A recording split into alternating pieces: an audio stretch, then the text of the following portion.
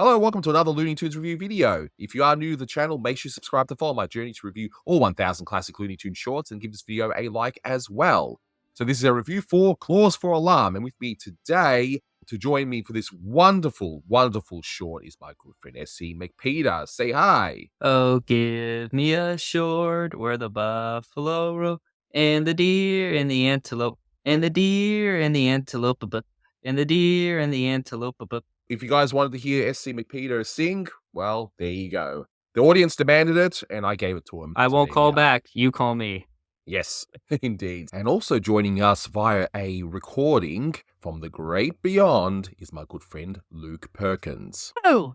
Did I scare you? You know, some celebrate Christmas early. Guess what? I'm in the Halloween mood right now because I get to talk about this awesome cartoon from the Scaredy Cat Trilogy by Chuck Jones. We are talking about Claws for Alarm. Really excited to talk about this one. So, a few bits of info to get underway. So, as mentioned, this is a review for Claws for Alarm, released on the 22nd of May 1954. It's the 711th in the series, and it's directed by Chuck Jones. You can find this restoration on the Looney Tunes Golden Collection Volume 3 DVD set. There is a HD version out there, which is what I'm using for this review. It's not on physical media yet, as far as I'm aware, but hopefully one day it will, because say what you want about this short, it looks absolutely stunning in high definition. It's absolutely stunning. You won't see it on YouTube unless Warner Brothers themselves upload it. The video will just get blocked otherwise. So in case you haven't seen this one, it's essentially a reworking of the 1948 short Scaredy Cat, where you've got Porky and a silent Sylvester going into a haunted town of sorts, and they go into a haunted hotel, and Sylvester's up against these, well, in this case, murderous mice, but Porky is none the wiser, and we see all sorts of shenanigans relating around that. So it's an excellent short, but we'll go through why that is in a moment. A few bits of trivia, not too much here really, although one is particularly interesting. The first part is the title, which it should be obvious, but I'll mention it anyway. It's a play on the term cause for alarm, which is a saying that we still use today, of course. And this is the second of the 3 Porky and Silent Sylvester shorts. And as I already mentioned, it's a reworking of Scaredy Cat from 1948. The third one does not take place in a hotel. It takes place in a spaceship. It involves Martians or UFOs, wherever they are, dealing with, of course, the whole sci-fi craze at the time, but we'll get to that one when we get to it. But most interestingly, and in watching this short with this in mind, it's very fascinating, but this was done roughly around the 3D craze. This was not released in 3D, but it is believed that this was going to be the second 3D short, and if you look at a lot of the shots, you can see that it was made with 3D in mind. There is studio documentation that this was going to be the second 3D cartoon from the studio. I guess they saw Jones as being the most ambitious director, so they were going to give him the 3D cartoons at least. But yeah, this was absolutely planned as a 3D cartoon, but didn't get finished. Now, this one, I don't think was towards the shutdown. There were, I think, a whole year's worth of cartoons, or like maybe 6 to 9 months of cartoons before Jones stopped working. Some of those went through post-production after the shutdown, while some were animated after. But yeah, this was definitely halted at some point. I guess Warner said, okay, we're not going to do this in 3D because now we're going to move on to widescreen with you people. And more importantly, you're out of a job. Yeah, and it's a shame, but see, I would like to see this one, someone actually converted to 3D just as an experiment, just to see how it would look. And you can easily do so with a lot of the programs now. You can sort of auto-do it, and just to get an idea, does that make the short any better or worse or anything? No, it's not completely necessary, but it'll be interesting just to see how it would have played out if it was actually done in that. But we'll watch it in regular old 2D, won't we? Just the fact that they were staging it just a little bit more carefully because it was going to be in 3D for quite a bit of production makes it just a really great atmospheric cartoon that matches the spooky setting. As SC said, even though they never really got to make it in 3D, it really does feel like they made it in 3D in mind, compared to something like Lumberjack Rabbit, which I feel, in my opinion, feels last minute, because outside of some lovely backgrounds, it just kind of feels more like an experiment, and, you know, the whole Warner Brothers logo just like zooming in too much, as it's kind of been a quiet running gag for me. It's also interesting how the backgrounds pop in terms of color, which is a very 3D thing to do. Because for the longest time, I actually had no idea that this was planned to be in 3D. And I thought it was Maurice Noble doing this whole cool spotlight thing. Looking at this short from start to finish, I mean, look at the beginning shots where you've got the town in the background. Such great mood here. These background paintings are amazing, and the staging. Maurice Noble's fingerprints are all over this as well. It's incredible, and you can tell, yeah, there's definitely depth there with the 3D in mind, and even the shot where you see Porky and Sylvester, where Porky gives up all the exposition in the first, minute, which is, I think, is pretty funny. It's like, you know what, let's just get the premise out of the way so we can just get right into it, yeah? Well, Sylvester, here we are, back in civilization. This looks like a perfectly splendid place to spend the night, doesn't it, Sylvester? It's so quaint and picturesque. But, Yeah. yeah, that's definitely 3D in mind. Yeah, and I was looking at the opening titles, and it looks like that they may have redone the Porky and Sylvester headshots, because I feel like they would have done that a little bit more carefully for 3D and not just use some somewhat generic headshots. I don't think that Porky one had been in use for about a decade, or maybe like 5 years at this point. The Porky and Sylvester headshots at the beginning look really weird to me. Because you have Porky's headshot, which looks like the one that they use in some of the 40s shorts from time to time. And that looks like a painting with proper shading and lighting and all that stuff. Then you have Sylvester's headshot, which just looks like someone cut it off from a cell. But yeah, the shivering effect, I guess you would call it, at the opening really sells. Would have probably looked killer in 3D. And yeah, them going to this ghost town. Definitely, there's quite a few shots that would have looked beautiful in 3D, I think, and just great atmosphere again. Oh, definitely. And one thing I forgot to mention is I first saw this one within Quackbusters. And what a short to put in sort of a horror, spooky themed Looney Tunes movie. I mean, that's where I first saw it. And I believe it was also cut in a few bits for that compilation movie. And fair enough, some of the bits are pretty gruesome looking. But anyway, yeah, seeing it uncut though, yeah, this is a fantastic short. So let me know in the comments below. Did you first see this short via Quackbusters, or did you just see it as a short proper? I just saw it as a short. I didn't actually watch Clackbusters for a while, but I think it's definitely the best of those compilation features just because it's not the old men on their prime doing it. It's Greg Ford, and he's trying to make a decent effort. And it really is just a fascinating time capsule of him trying to do a love letter to the Warner cartoons while working with the tight budget. If there was more money put into it, and if it was an original feature, it could have been really good, I think. I think so. I think Greg could have really knocked it out of the park if that was the case. But with what we got, it got me into a lot of the Looney Tunes anyway, so it did its job. And that's what I think is the most important thing. And I still enjoy it even to this day. I saw this short in 2020 when I was trying to figure out my own art and trying to get my own style out. And it was also during a time where I was getting into Looney Tunes a bit more, as I mentioned a few times in this channel. And this was one of the cartoons I was obsessed with because of the moody atmosphere and its amazing backgrounds, because of how cool they looked in terms of color and staging. I love the look of one particular building as they enter the town, how it looks like a spooky person of sorts. I wonder if that was on the storyboard, because that sort of thing calls back to the Fleischer cartoons, like early Popeye, where there's a tree that looks like a person just leaning on the building, or earlier tall cartoons where a lot of the backgrounds do have forest elements that look like people. So I really do wonder if that was always there, or if Jones added that in the design. I'm not sure, but either way, it works really well. The thing that SC brought up with the tree that kind of looks like a hand, where it felt like a subtle homage to the early 20s, 30s cartoons, is an interesting catch, I have to admit.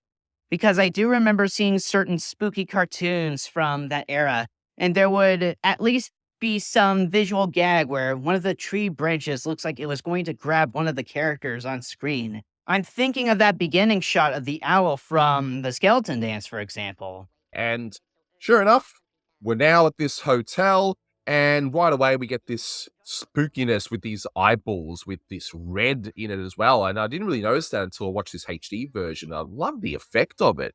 It's absolutely incredible. And it also sets up the whole idea nice and simply, where Sylvester's going to see these things, Porky's not going to believe him, and that's all you need to know. And you can enjoy the rest of the short.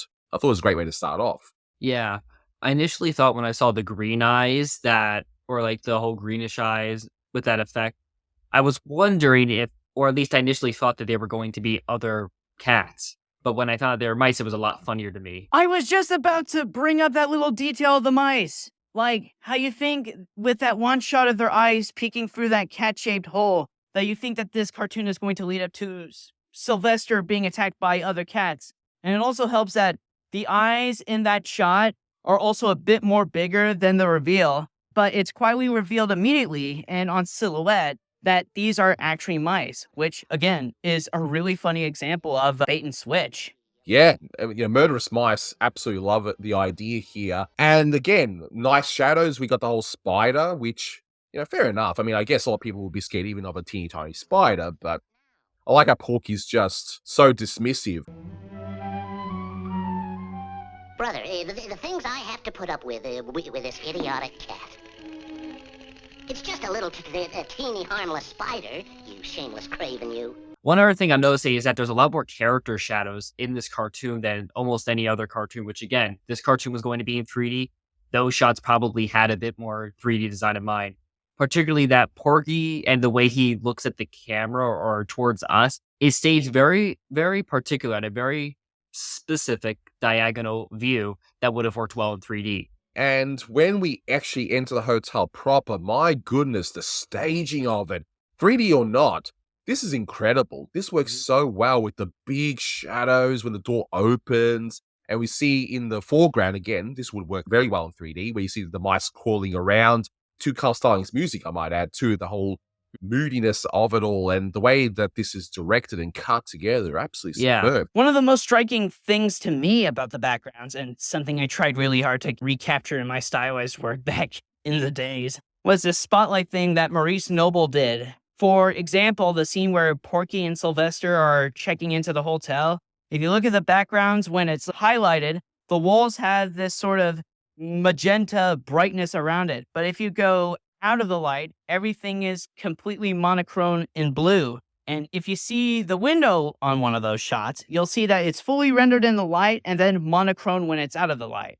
Just really cool details like that makes this a great watch for Halloween. The bell sequence where Porky's ringing the bell also came to me very 3D-like because look at the spider web and like the bug that comes out of it. That would have came towards the viewers, I'm sure. And I'm sure that's what Jones was thinking. Yeah. I mean, comparing this to Lumberjack Rabbit, which I think was converted partway into production, but also didn't really use 3D. Yeah, it has some great design in it, but I think it may have leaned a little too much into the whole 3D concept. This here takes advantage of 3D and just produces an exceptionally designed cartoon that's also just funny on its own. And looking at where Porky is checking himself in because apparently no one's around, I just love how naive he is, thinking, oh, well, you'd think this is like a ghost town that's abandoned, right? And there were plenty of ghost towns around, even around this time as well. But I like the fact we see our first really gruesome type gag involving a noose. And it's not even the first time. It's like there's going to be like noose again later on too. But you got the noose coming down.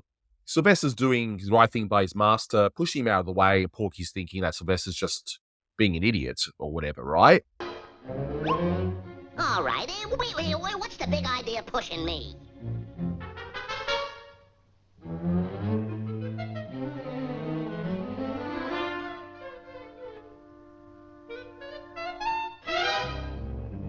And that face that Sylvester does to show that he's the moose, fantastic. You get a lot of nice cartoony elements here. It's amazing. Yeah, look at the way they draw Sylvester in this. Different from Freeling and McKimson, where they emphasize his tail being a lot bigger and bushier. He almost looks like Pepe Le Pew with that bush. They really emphasize the fur in the Jones unit on Sylvester, which gave him a bit more of a pet-like quality compared to the other ones where he could really lead himself as his own person. And he's still Sylvester, and even though it's a different type of design, I mean, that just shows how versatile the character really was. But yeah, I think the most underrated aspect of this short is Sylvester's pantomime, though. And as we all know, and seeing a lot of these shorts already, in some shorts Sylvester speaks, and in other shorts, not just Jones, but just even in Freeling shorts, he doesn't talk at all. And I just love the pantomime, and I think Jones does pantomime really well here. Yeah, Jones really had a great strive for pantomime around this period. In the earlier times, he used pantomime just because he could, not necessarily because it worked for humor. Here and in the Roadrunners, it worked very, very well. And yeah, I think Sylvester is really strong in these cartoons. And I think that really carried on to Sylvester being one of their best characters in general because he was just strong. He could adapt to any sort of situation that involved a cat. I mean, they're great cartoons from all the directors, I would say. And one of my two favorite lines in this short, the first one is here, where Porky is asking, "Are you a manic depressive or something?" I love that line. Great delivery by Mel Blanc as well. I just think it's hilarious. Such an idiot. What are you, manic depressive or something? Yeah, I agree. I think this is maybe the second or third time schizophrenia is brought up in a Warner's cartoon. But he would sometimes make really unintentional insults to Sylvester anytime Sylvester is trying to show like the culprit that they're about to be killed. He almost calls him schizophrenic, like you brought up. Interestingly, it was also during a time when mental illnesses and disabilities were being looked at a bit more, even though they still had a lot to learn. The funny thing about Porky here is that people underestimate that Porky is just the cute one with all the right answers and such. Yeah, and we see the moose head with the gun. I just love how it looks. It's just this ridiculous moose head and the gun, and Sylvester again saves the day, but Porky, of course, is really pissed off once more. Yeah, and he jumps from the screen. Again, another 3D effect. That whole thing with Sylvester jumping out at the screen, I guarantee you, if Harmon and Ising were actually still around in the 50s making cartoons for the studios and had heard about 3D, you would just know they would absolutely do their whole characters screaming into the camera shtick for that, because they loved to do that sort of thing. Now we're in the room, which, again, look at the shadows, how you got basically the moonlight coming through pretty much. It's just incredible how it's all staged once again. And again, it leads to the fact that this was intended for 3D because it's a front-on view of the bed as well. I think it gives a bit more depth. And again, the color choices, a lot of purple, lots of dark colors against it. Maurice Noble was really in his prime. And again, Jones really got the best out of everyone in his unit. I can see why they would want him to do a 3D cartoon again. And sure enough, we see the noose again, which is kind of weird. Usually they don't repeat a gag like that in the same short, but sure enough, they try again. So the noose comes down, and the circumstances lead to Porky once again thinking Sylvester is going to get him. Is my cat really going to murder me or something? But he still dismisses it. It's so weird, isn't it? Yeah. I want to know where Sylvester initially got rope from when he was trying to explain what was happening. They got an unusual amount of rope lying around. I guess this was an old Western town where they had a lot of cowboys. An old rodeo town. And now it's a ghost town, which again was a thing.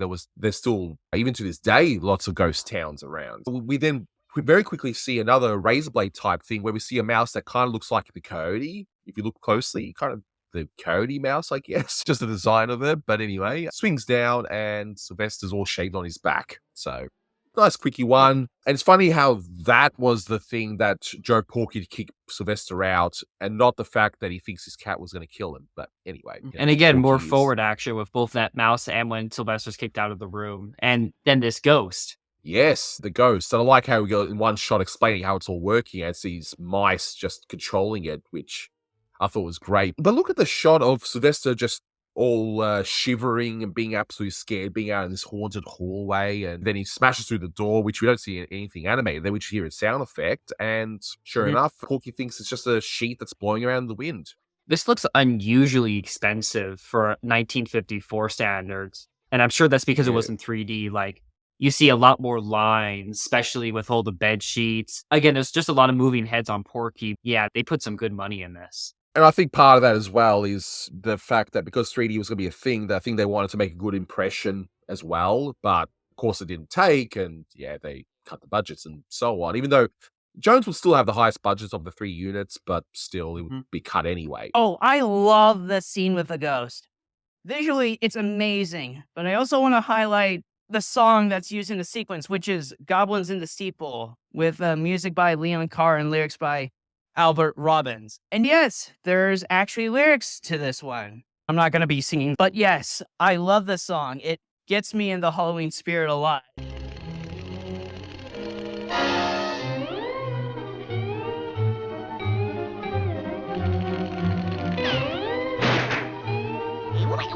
Get off of me! Get out of here! What's the big idea? What are you up to now, Sylvester?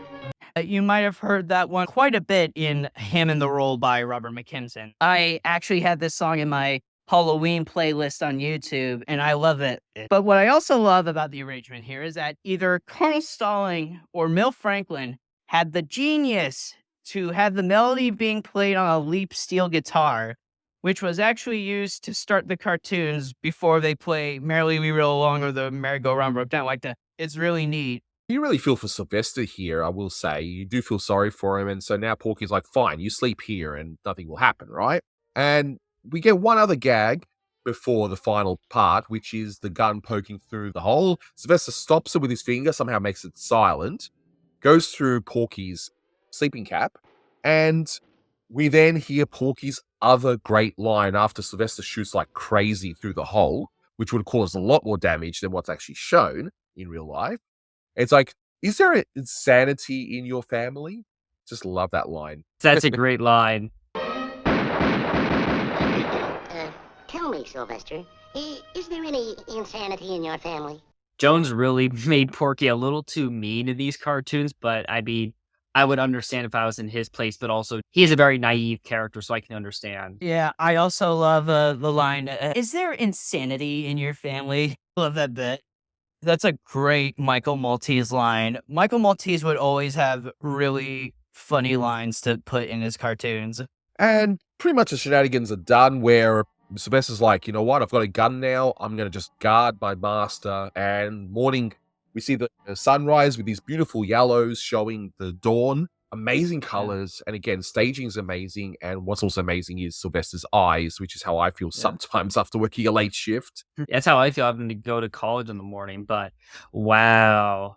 I just love how Sylvester finally snaps, saying he really wants to make sure Porky is okay, so he takes control, which, yeah, I understand it. We get a really good ending on this. Like, I think Scaredy Cat is the better cartoon, but man, is this ending just so unsettling. Yeah, I prefer the ending in this one too, where in Scaredy Cat, for those who aren't aware, Porky does eventually realize that, yes, there are murderous mice. Here, he's still oblivious, where it's like, you know what, I think I'm going to stay a few more days. I've had the best sleep ever. He's just so excited, and Sylvester's look is like, oh, no, you don't. How did Porky have the best sleep ever if he's constantly being woken up by assassination attempts?